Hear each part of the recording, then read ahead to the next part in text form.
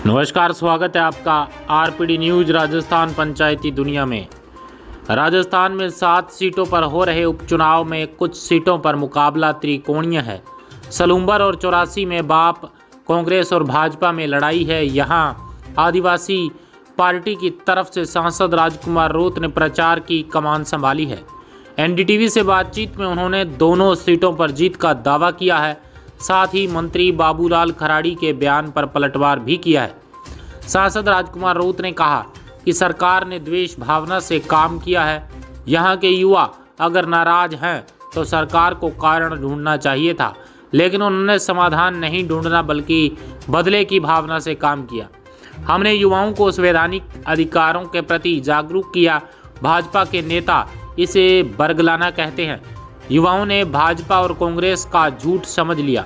झूठ का पर्दा हटा तो स्वाभाविक रूप से युवाओं में आक्रोश होगा ही। यहाँ के युवाओं पर मुकदमे किए जा रहे हैं। बाबूलाल खराड़ी के आरोपों पर किया पलटवार और कहा, मैंने किसी का ठेका नहीं लिया है, लेकिन सच्चाई बयां करना मेरी जिम्मेदारी है। अगर बाबूलाल खराड़ी आदिवासी नहीं होते, हिंदू होते, तो वे 2 शादी नहीं कर सकते थे। उन्होंने अपने एफिडेविट में लिखा है कि उन पर हिंदू विवाह अधिनियम लागू नहीं होता है।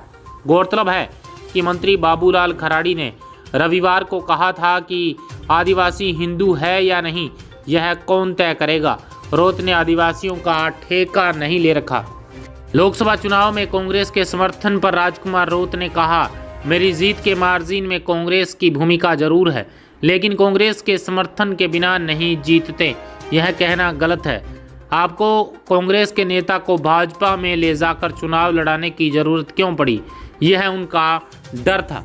गठबंधन के सवाल पर राजकुमार रोत ने कहा, कांग्रेस के स्थानीय नेता भाजपा के इशारे पर काम करते हैं, इसलिए पिछली बार भी आलाकमान के निर्देश के बावजूद उन्होंने हमें समर्थन नहीं किया। गठबंधन के बगैर भी हम जीतेंगे। नरेश मीणा के लिए प्रचार में जाने के सवाल पर कहा, नरेश मीणा ने हमसे समर्थन मांगा था, इसलिए हम उन्हें समर्थन दे रहे हैं। दोनों सीटों पे जो स्थिति बनी हुई है, सरकार पर सारा तंत्र लगा रहा है। एक तरफ ये देखा जाए कि जो निर्वाचन आयोग की जो गाइडलाइन है, आचार संहिता का खुला उल्लंघन करते हुए सरकारी तंत्र का सारा उपयोग किया जा रहा है। इसके बावजूद भी हमें 100% श्योर है कि 84 और सलूंबर दोनों सीट जीतेंगे। 84 में हमारा ये है कि जो लीड मिली थी हमें 69,900 की, 70,000 की जो लीड मिली थी, उस लीड को बरकरार रखना है, उसको आगे बढ़ाना है, लेकिन कम नहीं होने देना है। यहाँ पर कांग्रेस ने भी कैंडिडेट उतारे हैं, लेकिन हमारी कोशिश ये है कि दोनों जगह सबकी जमानत जब्त करेंगे। उसी कोशिश में भारत आदिवासी पार्टी का प्रत्येक कार्यकर्ता लगा हुआ है। एक आपके चैनल के माध्यम से बताना चाहूंगा, सरकार ने पिछले ये 8-10 महीनों में एक द्वेष भावना की राजनीति की है, बदले की भावना की राजनीति की है। सरकार को ये करना चाहिए था कि ये लोग, यहाँ की जनता, यहाँ का युवा अगर सरकार के अगेंस्ट जा रहा है, भाजपा या कांग्रेस के अगेंस्ट जा रहा है, तो क्यों जा रहा है, उसका कारण खोज के उसका समाधान करने का काम नहीं किया उन लोगों ने। उल्टा उन लोगों ने परेशान करने का काम किया, जिससे यहाँ का युवा के अंदर आक्रोश है और उसका परिणाम इस चुनाव में मिलेगा।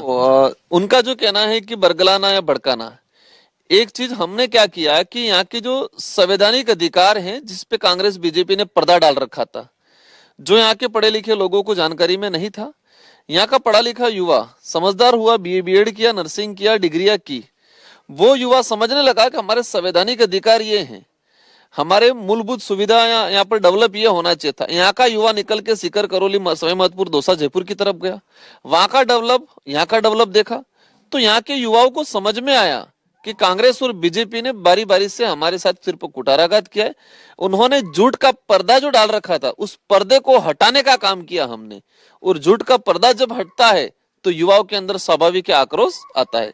और वही चीज वो कह रहे हैं कि मुकदमे में बिल्कुल उन लोगों ने, यहाँ का युवा जिसने अधिकार की बात की, ये लोकतांत्रिक देश है, इसमें अपनी आवाज को बुलंदी से उठाने का हर व्यक्ति, हर नागरिक को अधिकार है, लेकिन उस आवाज को दबाने का काम वर्तमान सरकार ने किया और यहाँ के लोगों पे मुकदमा ठोकने का काम किया।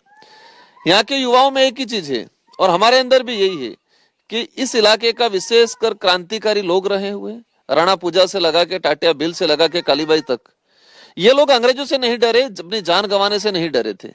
तो मुकदमों से नहीं डरेंगे। हमें अगर हमारी अधिकारों की बात उठाने पे अगर मुकदमा होता है तो हम उस बात के पीछे नहीं हटेंगे।